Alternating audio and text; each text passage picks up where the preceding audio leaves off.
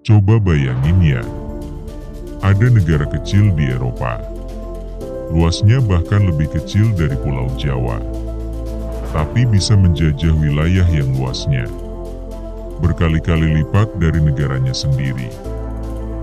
Dan bukan cuma sebentar, tapi sampai ratusan tahun. Negara itu adalah Belanda. Dan wilayah yang dijajah, ya, Indonesia. Tapi pertanyaannya sekarang, gimana caranya negara kecil bisa menguasai Nusantara selama itu?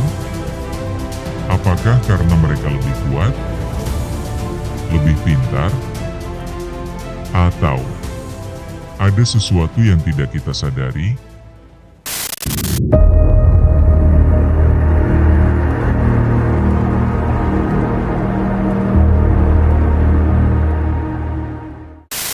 Kita mundur ke abad ke-16. Saat itu, Indonesia belum jadi satu negara. Yang ada adalah banyak kerajaan. Kerajaan di Jawa, kerajaan di Sumatera, kerajaan di Sulawesi, dan lain-lain. Semua berdiri sendiri. Tidak ada Indonesia. Yang ada hanya Nusantara yang terpecah-pecah. Nah, di saat yang sama, bangsa Eropa sedang sibuk berburu sesuatu yang sangat berharga. Rempah-rempah. Dulu, rempah seperti cengkeh, pala, lada. Itu nilainya mahal banget. Bahkan bisa lebih mahal dari emas. Kenapa? Karena di Eropa, rempah digunakan untuk mengawetkan makanan, obat, dan simbol kekayaan. Dan masalahnya, rempah-rempah terbaik cuma ada di Nusantara. Satu karung pala dari Maluku dulu bisa dijual di Eropa dengan harga berkali-kali lipat dari harga aslinya. Awalnya yang datang ke Nusantara bukan cuma Belanda. Ada juga Portugis, Spanyol, Inggris. Tapi Belanda punya strategi yang berbeda. Mereka membentuk sebuah perusahaan yang namanya VOC. Dan ini bukan perusahaan biasa. VOC punya kekuatan seperti negara. VOC bisa punya tentara sendiri bikin perjanjian dengan kerajaan. Dan ini bukan perusahaan biasa. VOC punya kekuatan seperti negara. VOC bisa punya tentara sendiri, bikin perjanjian dengan kerajaan, mencetak uang, bahkan berperang. Bayangin, perusahaan tapi kayak negara. Mereka datang ke Nusantara bukan cuma buat dagang, tapi buat menguasai perdagangan. VOC sering disebut sebagai perusahaan terkaya dalam sejarah dunia.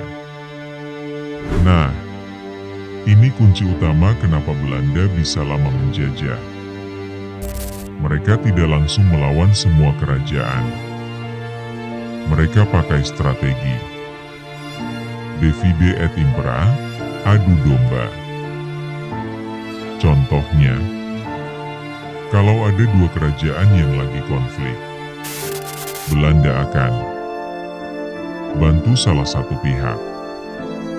Lalu setelah menang, mereka ambil keuntungan. Jadi, kerajaan Nusantara malah saling berperang. Sementara Belanda duduk santai sambil ngopi. Banyak perang di Nusantara sebenarnya dipicu atau dimanfaatkan oleh Belanda untuk keuntungan mereka sendiri. Bukan berarti Indonesia diam saja. Banyak pahlawan melawan. Pangeran Diponegoro, Teku Umar, Sultan Hasanuddin. Mereka melawan dengan berani. Tapi masalahnya, perlawanan ini tidak bersatu. Masih sendiri-sendiri. Perang Diponegoro adalah salah satu perang paling mahal bagi Belanda dan hampir membuat mereka bangkrut. Setelah berhasil menguasai banyak wilayah, Belanda mulai menerapkan sistem yang membuat mereka makin kaya. Contohnya, tanam paksa. Rakyat dipaksa menanam kopi, tebu, nila, dan hasilnya dikirim ke Eropa. Rakyat banyak yang menderita.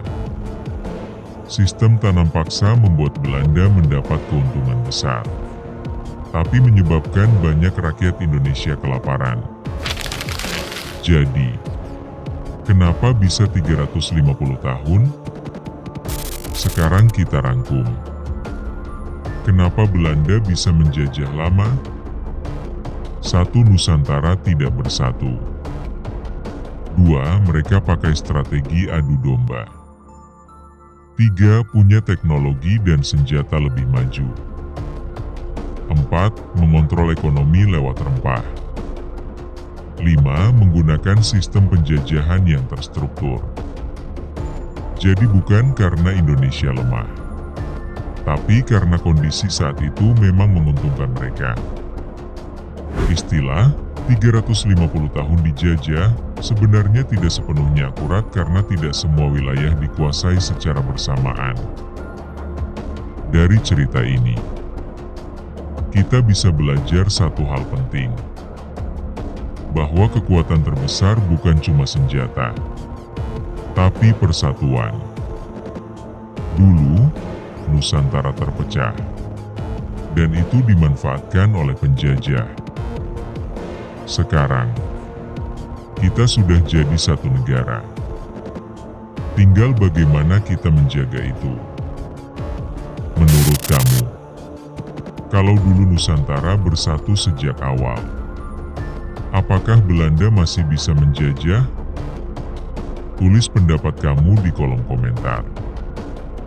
Dan kalau kamu suka konten sejarah santai tapi penuh fakta seperti ini, jangan lupa like, subscribe, dan share ke teman kamu.